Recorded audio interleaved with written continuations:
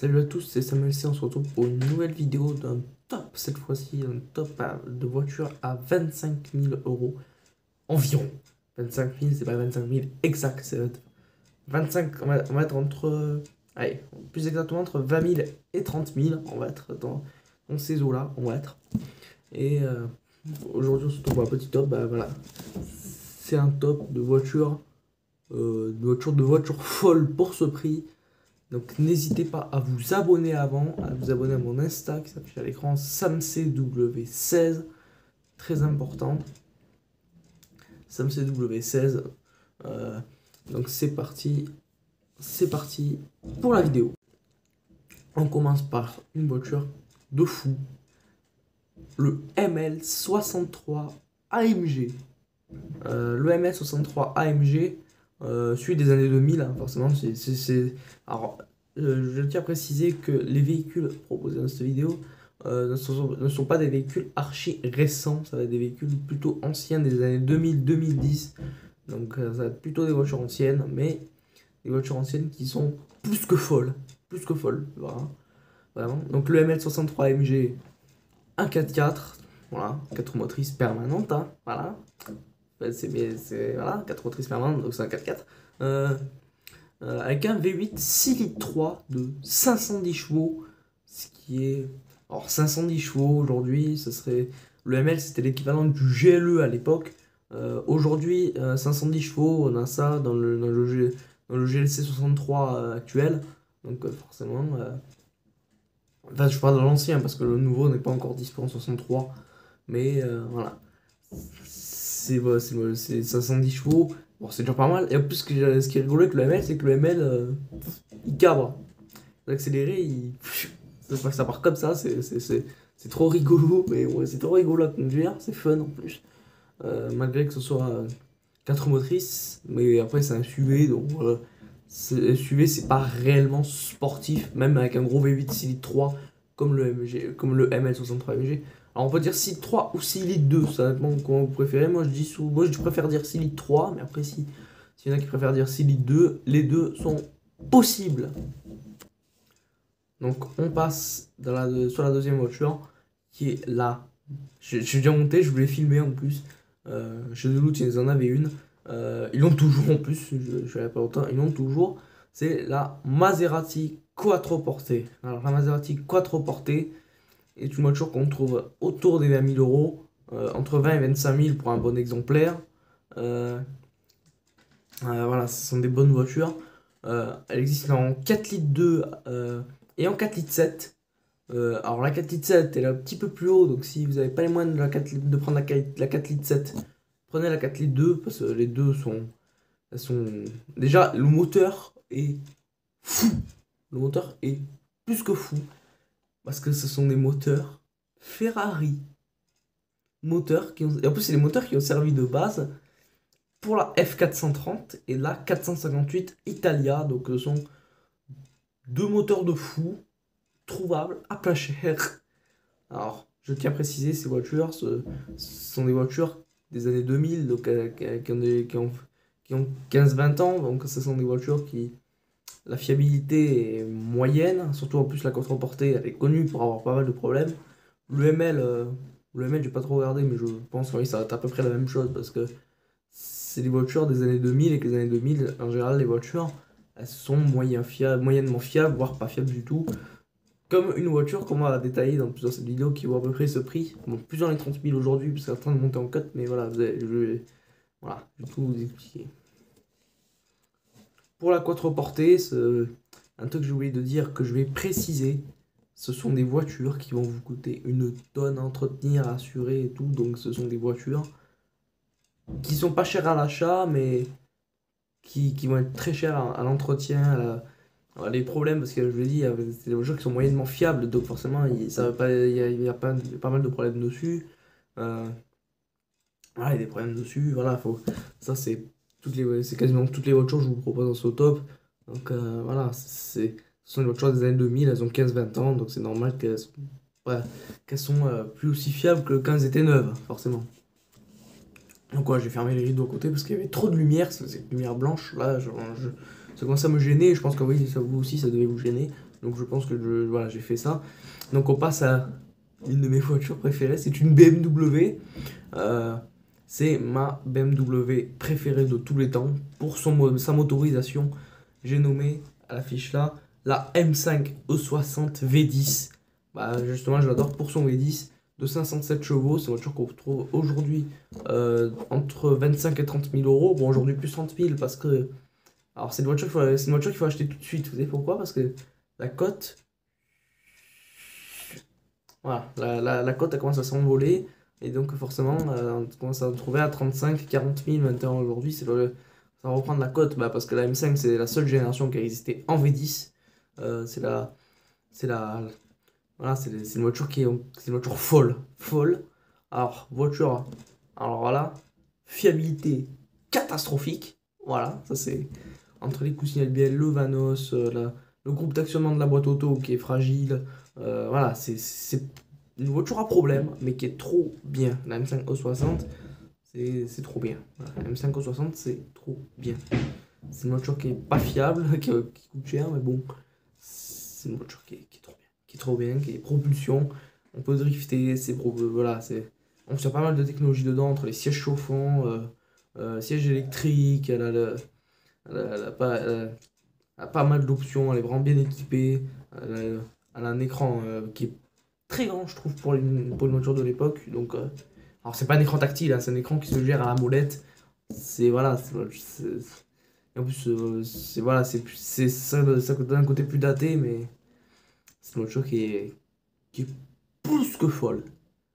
Qui est plus que folle, vraiment. C'est plus que folle. Alors, pour la fiabilité, ne l'achetez pas. Mais si vous voulez une voiture folle de rêve, qui monte en plus en cote, M5 60, c'est parfait. On passe sur une autre M5, qui elle aussi, je pense, elle va coter. Hein. Elle vaut à peu près le même prix. C'est la M5 E39, la génération d'avant. Donc, la M5 E60, on est sur 2004-2005, l'année. La E39, elle est plus 98, 2000, 2001, quoi. Les premières. M5 E39, donc voilà, M5 E39, c'est une voiture qui est bien aussi, mais je l'aime bien la M5 E39. C'est pas que je l'aime pas, mais je suis moins fan. Je suis moins fan. La M5 E39, pour les fans de boîte méca, c'est la voiture parfaite. Elle existe dispo uniquement en boîte méca. Il n'y a pas de boîte auto sur les M5 E39. Alors que la E60, la E60, elle existait aussi en boîte méca, mais très rare. Et souvent, c'est les États-Unis. Donc, c'est aux États-Unis. Donc, forcément, en Europe, c'est très rare.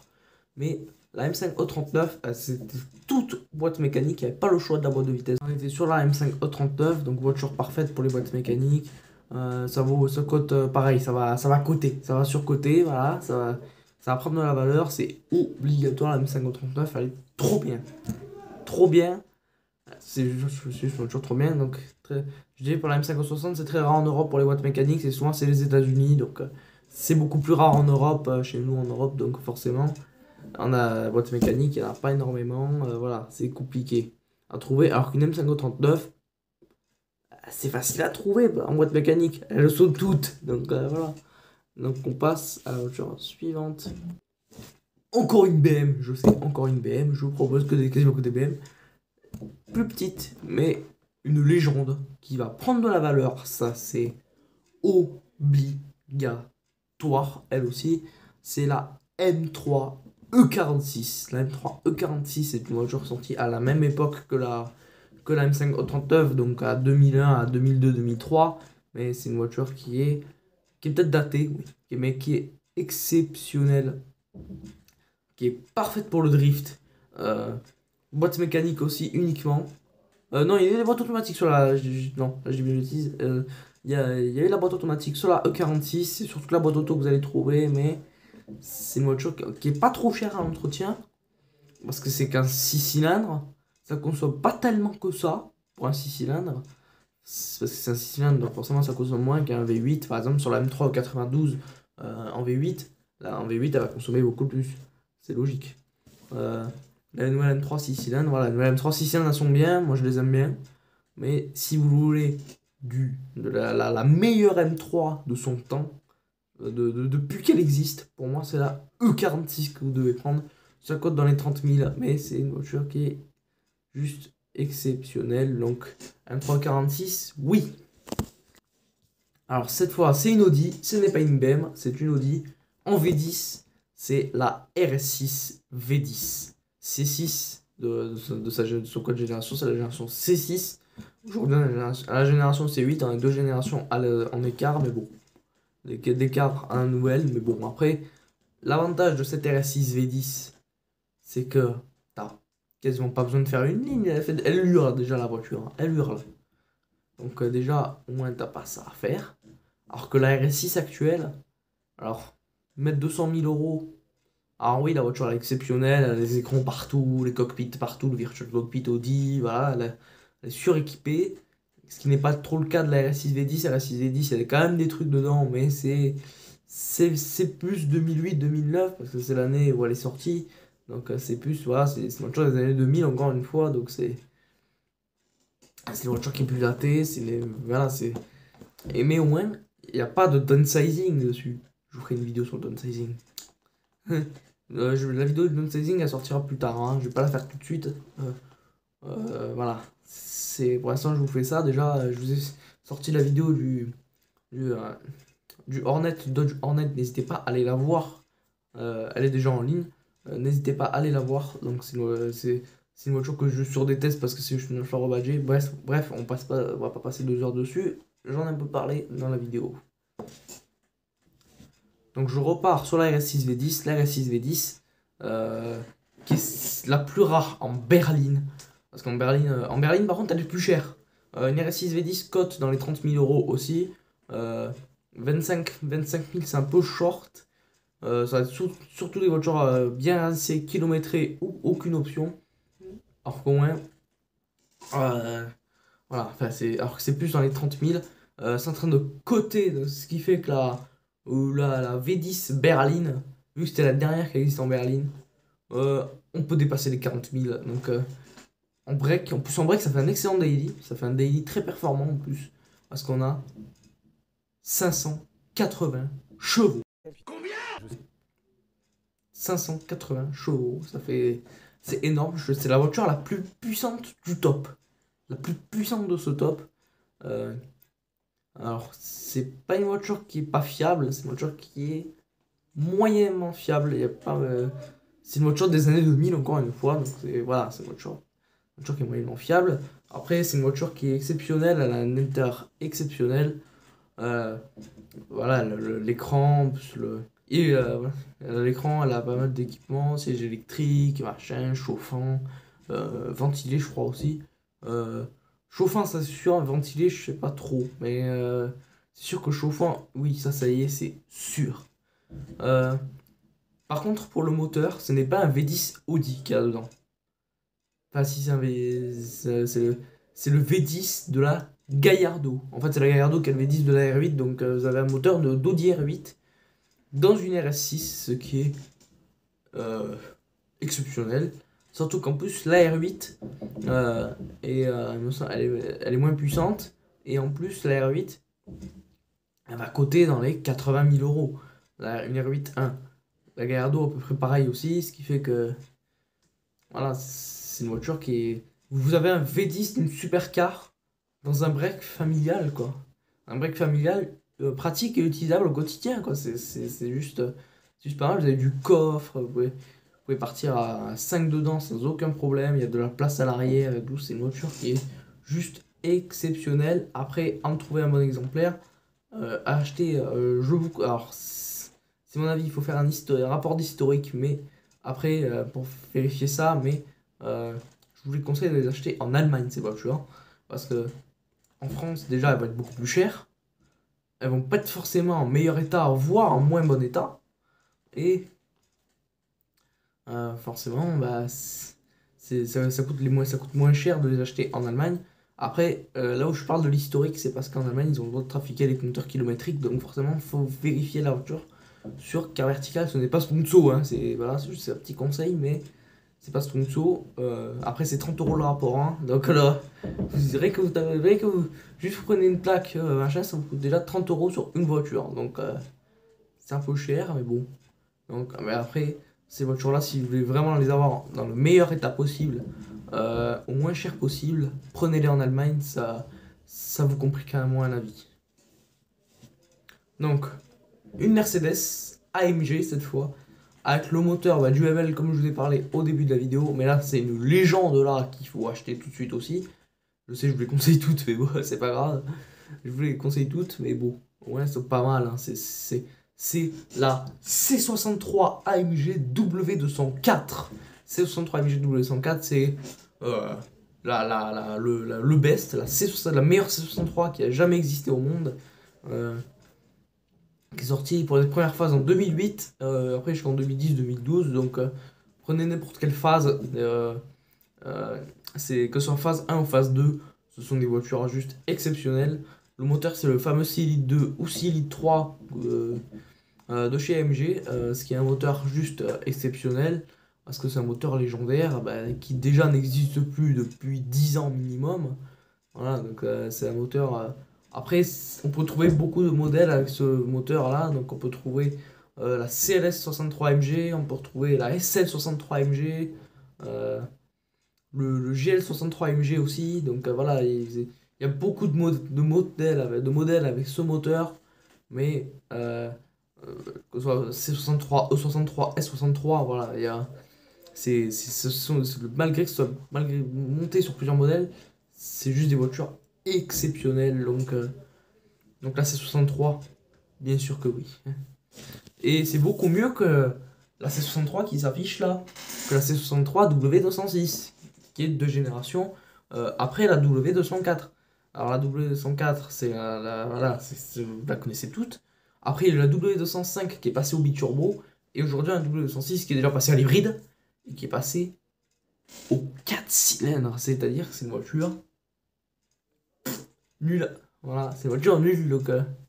Donc je vous conseille de...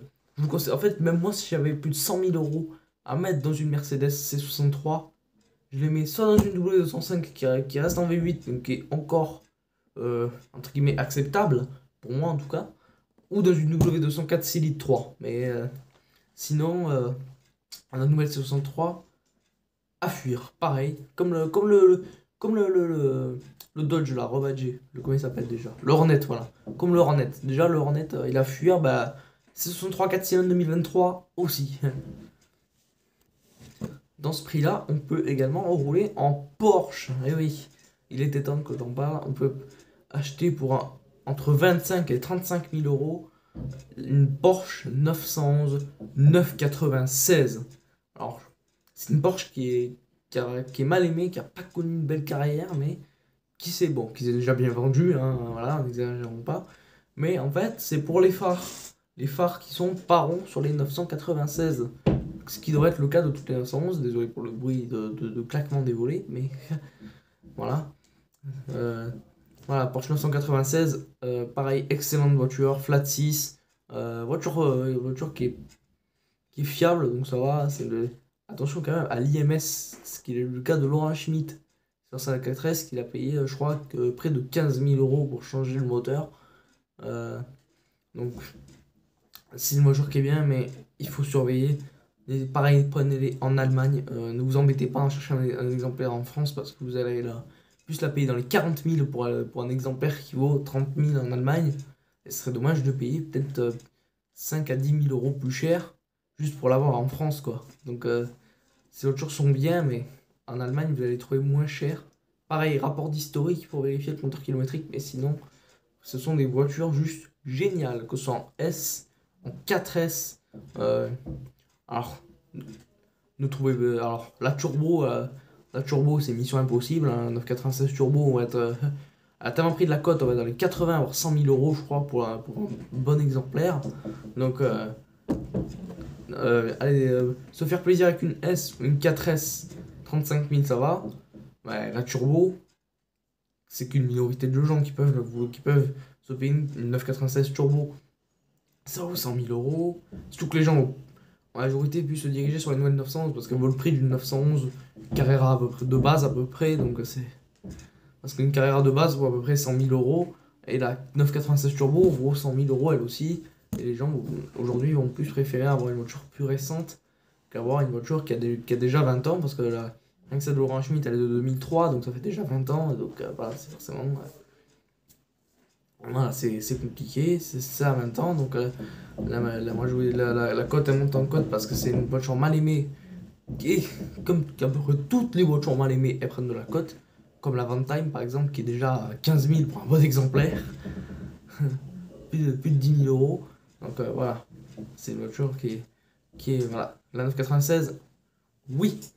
Donc pour entre 25 et 35 000, on peut acheter la Jaguar de Pierre Chabrier, la XKR, mais en 4 litres 2. Parce qu'à 5 litres, si vous n'avez pas 40 000, c'est compliqué. Et là, on n'est pas dans le top 40 000, on est dans le top 25, 30, 35. On va dire entre 25 et 35 000 euros.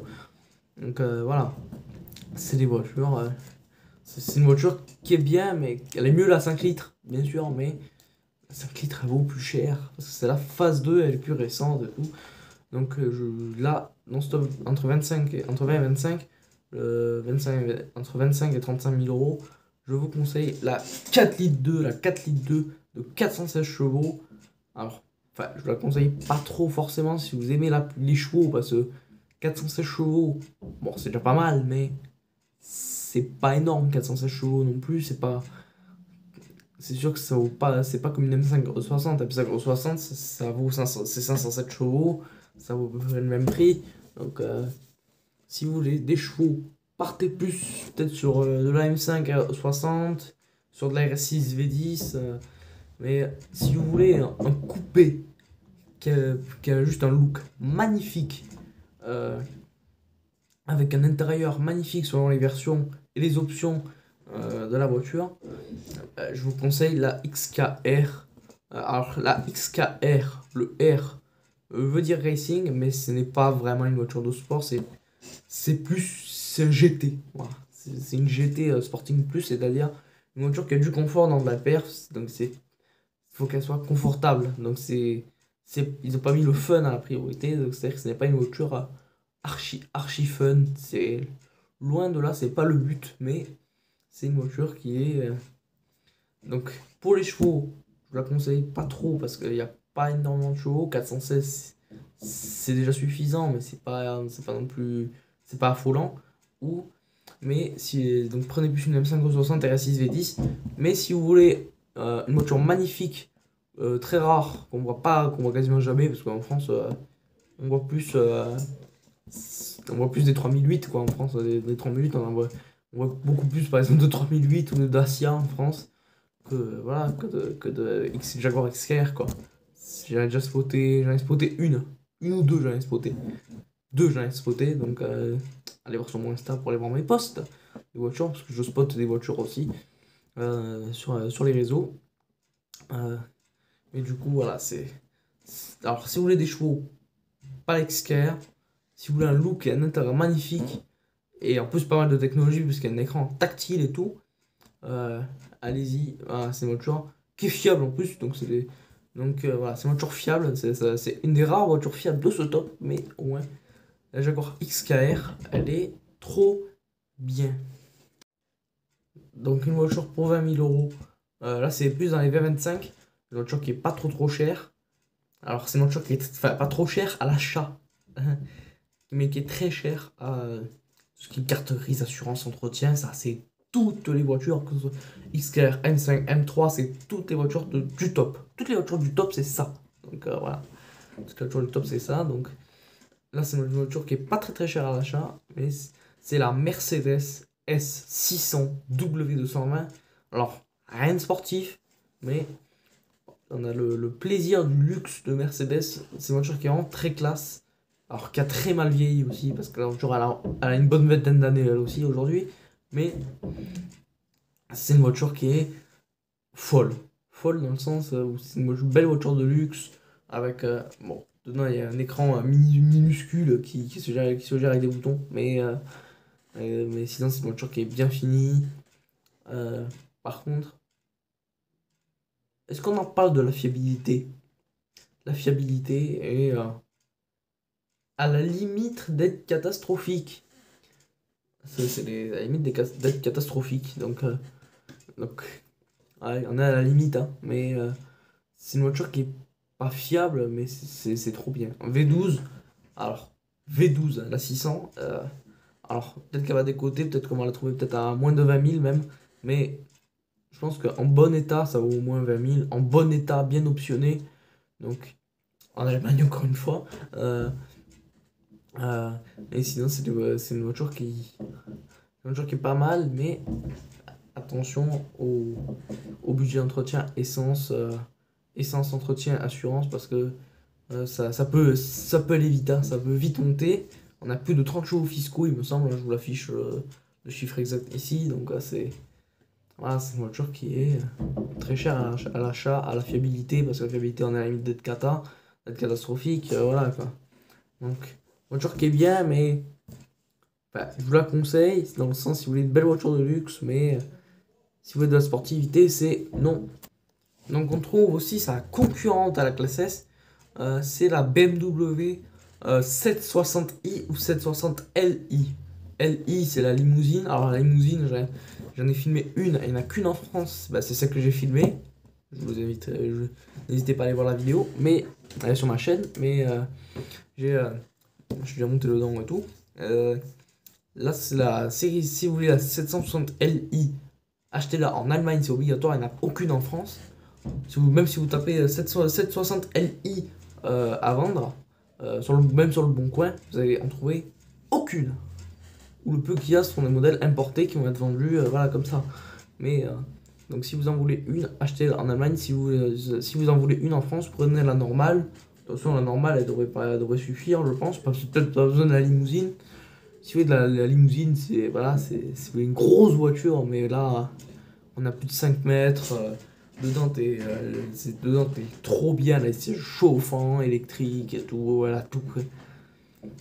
Alors, c'est une voiture, alors à l'époque, on est à l'époque de la E60, donc on est en 2004-2005.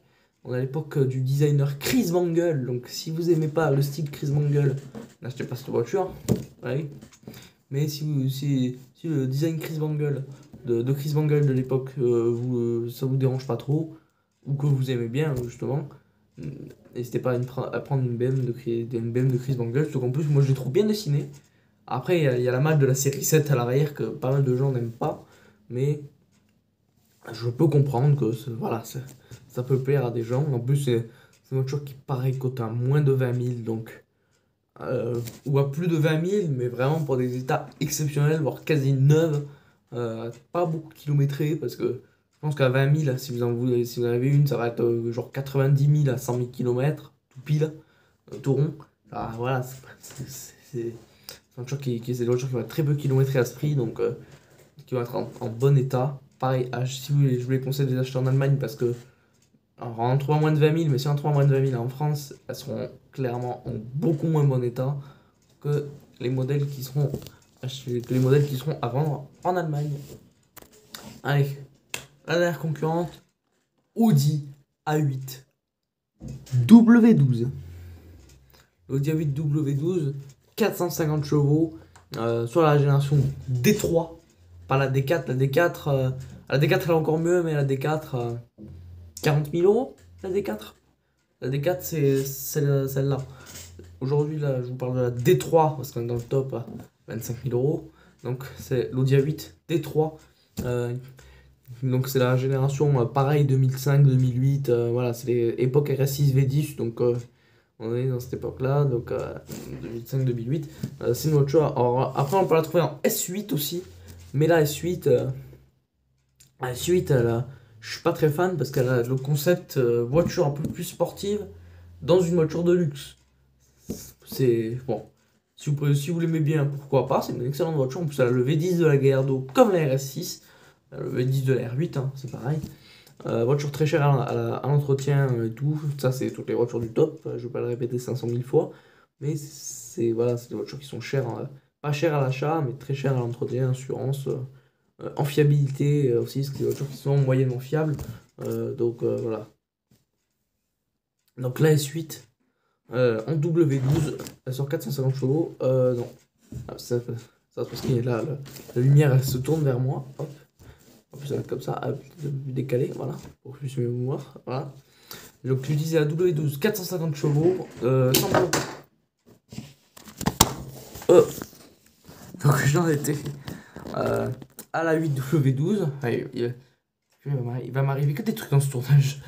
Je sais pas pourquoi. Ouais, donc voilà, samplon 98, hein, cette voiture. Donc c'est une voiture qui cote pareil entre 20 et 25. Voilà, c'est pas cher à l'achat, comme je viens de le dire, hein. C'est une voiture qui est. Alors, tout comme la classe S, tout comme la BM, la série 7, c'est bien pour, pour le luxe, le côté classe de la voiture, mais côté sportif, je ne la conseille pas pour les fans de voitures sportives, parce que c'est pas sportif, c'est juste une voiture de luxe qui est juste là pour t'emmener du point A au point B de manière classe, très luxueux et tout, très luxueuse et tout, donc de manière très classe, voilà, c'est pas une voiture à vocation sportive, il y a même pas 1% de sportivité dans la voiture, donc voilà, c'est pas une voiture sportive. Donc pour les fans de Porsche, les fans de V8 et les fans de SUV, on va compiler les trois, ça fait le Cayenne S. Alors le Cayenne S, on trouve à 18 000 en bon état, entre 18 et 20 000 pour un très bon exemplaire, très peu kilométré, avec pas mal d'options. Alors pour l'entrée, on peut trouver le Cayenne Turbo aussi, Turbo et Turbo S, mais si vous êtes un peu limite, si vous avez juste 20 000 euros pile, n'allez pas sur le Turbo, parce que le Turbo, il va coûter encore plus cher que le S, c'est-à-dire que le S il coûte pas mal cher à entretien, à assurance et tout, qui est moyen fiable. Donc voilà, donc partez plutôt sur un Cayenne S, phase 1, phase 2, n'importe. Donc on est sur un V8 4.5 de 340 chevaux pour le phase 1 et un V8 4 litres 8, cette fois-ci de cylindrée, de 385 chevaux. Alors, je sais, ça avance pas des tonnes, c'est parce que c'est lourd, ça pèse 2 tonnes 6, c'est pas sportif du tout, mais si vous voulez une voiture parfaite comme Daily, que, que actuellement personne n'en veut parce que c'est trop vieux, tout simplement, c'est 2003. Le premier Cayenne était lancé en 2003, donc enfin la première génération, phase 1. Après, si vous voulez un modèle plus récent, je vous conseille plus le phase 2. Le phase 2 c'est plus 2006, 2008, 2010. La production s'atteint en 2010, donc forcément, c'est beaucoup plus récent qu'un Cayenne de 2003, même si par exemple l'intérieur et l'infotainment, enfin la technologie à bord, elle n'a pas réellement changé. On est passé juste d'un écran tactile à pas tactile, de pas tactile à tactile, qu'un écran tactile. Et encore, c'est pas sur tous les phases 2, c'est en option. Il y a des phases 2 qui ont encore l'écran en non tactile, donc que vous achetez le phase 1 ou le phase 2, niveau technologie, niveau tech à l'intérieur, c'est la même chose. Seulement, il y aura à part que vous aurez un coffre électrique en plus sur le phase 2, ce qui est vraiment pas mal parce qu'un coffre électrique, c'est quand t'as des trucs lourds et tout. Alors, c'est pas fonction, je sais plus comment ça s'appelle là, avec le pied. On glisse le pied sous la voiture pour ouvrir le coffre. Ça, je crois pas que ça y est sur le Cayenne. Je crois que c'est juste, il y a comme quand on ouvre un coffre classique, mais à part que appuie sur le bouton, ça s'ouvre tout seul. Voilà, voilà, c'est. Alors, Cayenne S, oui, Cayenne Turbo et Turbo S. Faut voir si vous avez un peu plus large, oui, mais sinon, si vous êtes un peu trop juste, non. Donc, j'espère que ce petit top à 20 000 vous aura plu. N'hésitez pas à vous abonner à la chaîne, c'est très important. N'hésitez pas à aller voir mon compte Samsé, il s'affiche à l'écran, SamCW16. Voilà, voilà, c'est un petit top à 20 000. Alors, je vous rappelle, toutes ces voitures vont coûter cher à l'achat. Non pas cher à l'achat du tout, mais qui vont coûter cher à l'entretien, l'assurance, la totale, la carte grise, tout ce que vous voulez. Voilà, ça va coûter cher en tout. Surtout en essence, quoi. Au samplon 98, voilà quoi, c'est n'importe quelle. Toutes les voitures, c'est ça, parce que ça. Je vous rappelle que par exemple, rien que la M5 O60 que je vous ai parlé pendant ce top, elle consomme minimum 15 litres au 100. Donc 15 litres au 100, bon, pour un V10, c'est correct. En soi, c'est beaucoup. Donc j'espère que cette petite vidéo, voilà, vous aura plu. N'hésitez pas à vous abonner. Si vous préférez acheter une Dacia neuve, achetez votre Dacia neuve. Si vous êtes passionné d'automobile, un peu comme moi, Je pense que c'est des voitures qui sont trop bien, c'est trop bien. Que ce soit du V8, du V10, du V12, et pas forcément que des gros moteurs, parce que je vous ai parlé de la 4S, c'est du 6 flat 6, donc voilà, c'est pas forcément que des gros moteurs. Donc on se retrouve pour une prochaine vidéo. N'hésitez pas à vous abonner, pareil, mettre un like, si vous avez aimé la vidéo, bien sûr. Je vous dis à la prochaine, et au revoir.